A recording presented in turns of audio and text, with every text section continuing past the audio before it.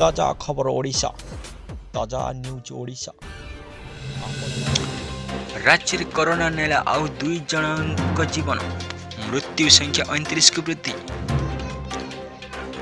राज्य में कोरोना नेला आउ 2 जनक जीवन यह मिसाई राज्य में वर्तमान पर्यंत 29 जन जीवन मृत्यु गलानी।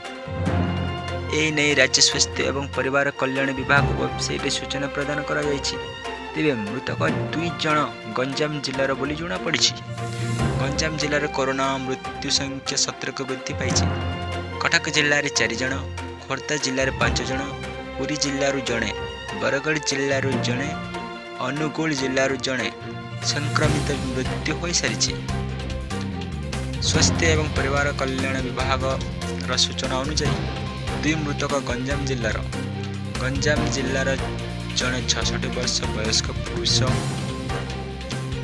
से उच्च रक्तचाप रोग पीड़ित थे। अन्य जड़े 40 वर्ष वयस्क पुरुष से मध्य मधुमेह रोग पीड़ित थे। वर्तमान सुधा गंजाम जिलार मोट 1850 जन कोरोना आक्रांत चिन्हट होता बेले 742 एक्टिव केस रही। से 1090 जन कोरोना आक्रांत सुस्थ हो घर को फेरी। सूचना योग्य जे राज्य में वर्तमान सुधा मोट 8106 जन कोरोना आक्रांत चिन्हट होती।